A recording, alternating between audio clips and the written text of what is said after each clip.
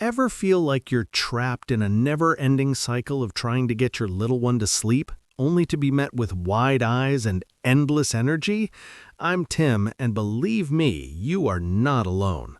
Absolutely. And I'm Edna. We've both seen countless families struggle with this at our daycare and parenting coaching clients. So many parents we work with think they have a night owl on their hands, but it might actually be something else entirely. Exactly. That's why today we're diving into the fascinating world of baby sleep and exploring whether your little one is truly a night owl or just bored. We're calling this episode Night Owl or Just Bored? Unlocking Your Baby's Sleep Secrets. We're going to be unpacking what's really going on when your baby refuses to settle down, and more importantly, what you can do about it. So get comfy, grab a cup of coffee, or maybe something a little stronger, and let's get started.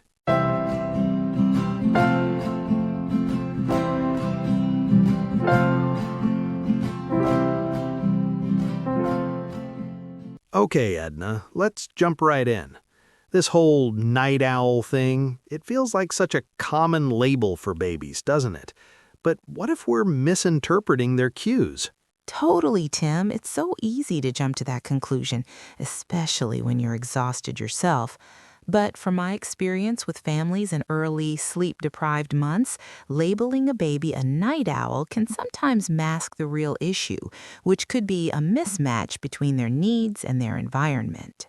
So what's the first step in figuring out whether it's a true sleep pattern or just plain boredom? It's all about understanding the difference between tired and overstimulated cues. That's key.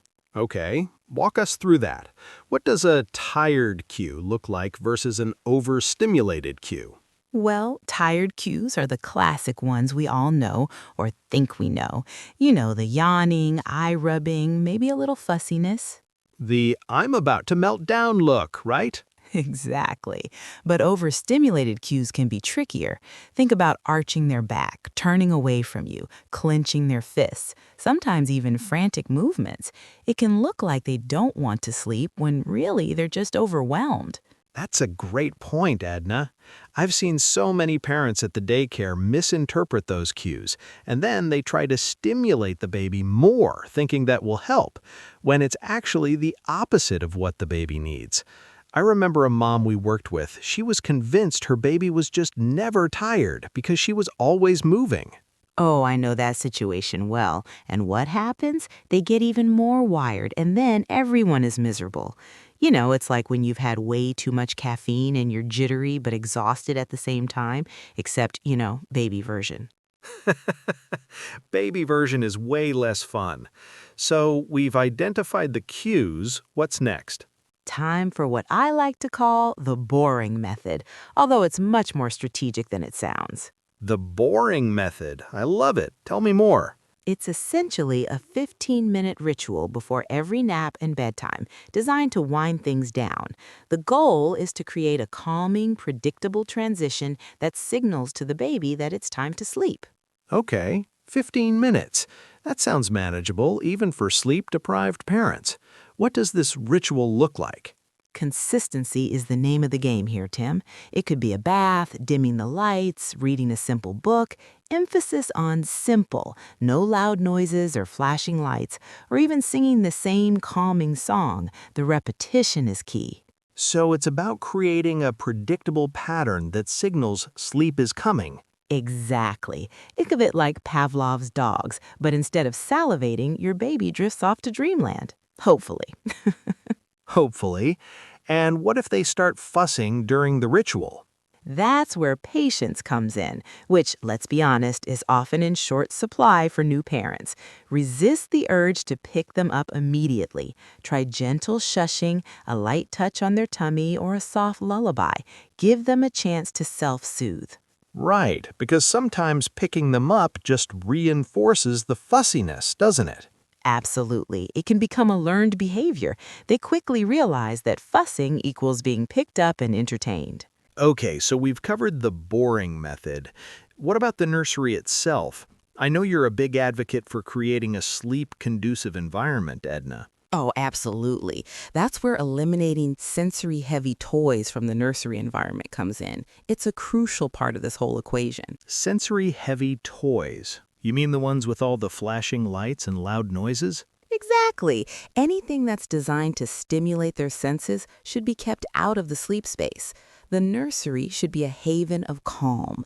Think muted colors, soft textures, and minimal distractions. That makes sense. It's like creating a mini spa for your baby. Precisely. And think about it from their perspective. They're constantly bombarded with stimulation throughout the day.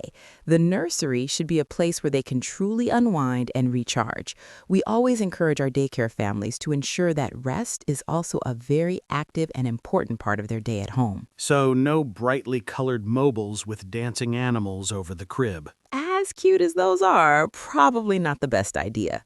A simple, plain mobile that moves gently is a better option. Or even better, nothing at all. Okay, point taken. Minimalism is key. Now, let's talk about white noise. It's practically a staple in every nursery these days. But you mentioned that it's only half the battle for high-needs infants. Why is that? White noise can be a lifesaver, no doubt. It masks distracting sounds and creates a consistent, soothing environment.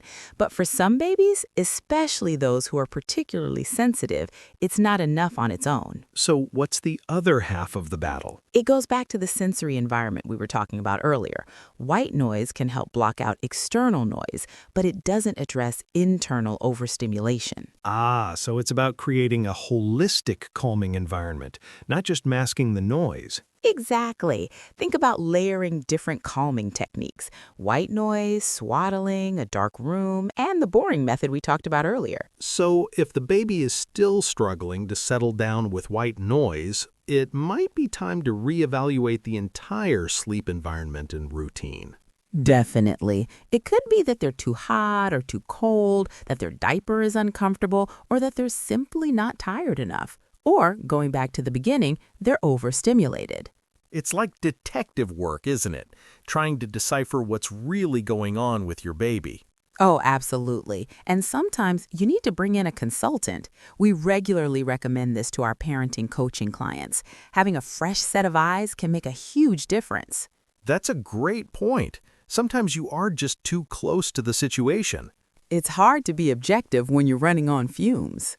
So, just to recap, we talked about differentiating between tired and overstimulated cues, implementing the 15-minute boring method, creating a minimalist nursery environment, and understanding the limitations of white noise. And remembering that every baby is different. What works for one might not work for another. It's all about experimentation and finding what resonates with your little one. Absolutely. And being kind to yourself in the process. This parenting gig is tough, and sleep deprivation makes it even tougher. You got that right. Remember that seeking help is a sign of strength, not weakness. There are so many resources available to support parents through these early stages. Okay, Edna, this has been incredibly helpful. I think a lot of parents are going to breathe a sigh of relief knowing that their night owl might just be a bored little bean. I hope so. And remember, consistency and patience are your best friends in this journey. Okay, everyone, let's wrap things up with some key takeaways. Edna, what are the 3 most important things parents should remember from our conversation today? Okay, here we go. First, learn to distinguish between your baby's tired and overstimulated cues. Don't always assume fussiness means tiredness. Second, implement a calming pre-sleep routine like the boring method to signal bedtime. And third, create a minimalist, sensory-friendly sleep environment. Excellent points. And remember, white noise is a great tool, but it's not a magic bullet. Focus on creating a holistic, calming environment. And finally, don't be afraid to ask for help. Whether it's from a friend, family member, or professional, support is out there. So true. Okay, folks, that's all the time we have for today.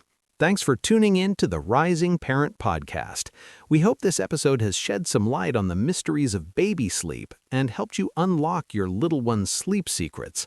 And remember, if you enjoyed this episode, please subscribe to the Rising Parent podcast and leave us a 5-star review. It really helps us reach more parents who are looking for support. You can also visit our website at risingparent.org for other helpful resources. And we really want to make the episodes you want to hear. So please send us your episode requests. We will make an episode just for you if you'd like. Thanks again for listening. Until next time, keep rising.